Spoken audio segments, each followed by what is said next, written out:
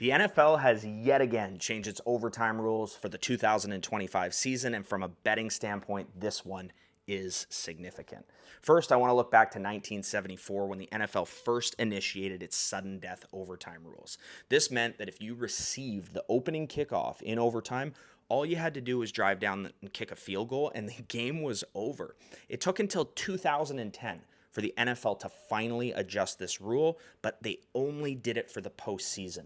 Meaning, if you got the opening kickoff and you kicked a field goal on that opening drive, your opponent got a rebuttal where they could kick a field goal back to tie or score a touchdown to win.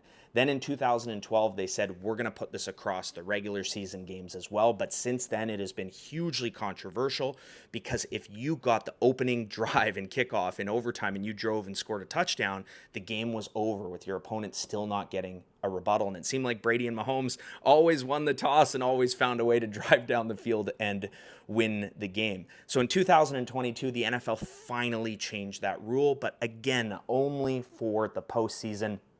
And now in 2025, they have made it that if you score an opening drive touchdown in overtime, there will be a rebuttal. Now, the quarter is still only 10 minutes long, but from a betting standpoint, man, is this one ever significant because tied games late in the NFL were amazing to bet unders on because there was a finite amount of points that could be scored late in that game, especially if it went to overtime.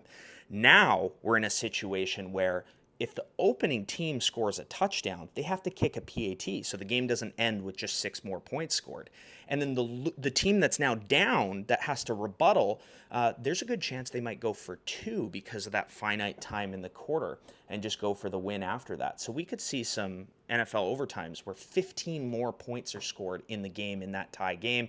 And this is going to bring the average scoring in the NFL up a little bit overall in all games, but definitely change the way that we approach tied games late in the NFL. So let me know what you think.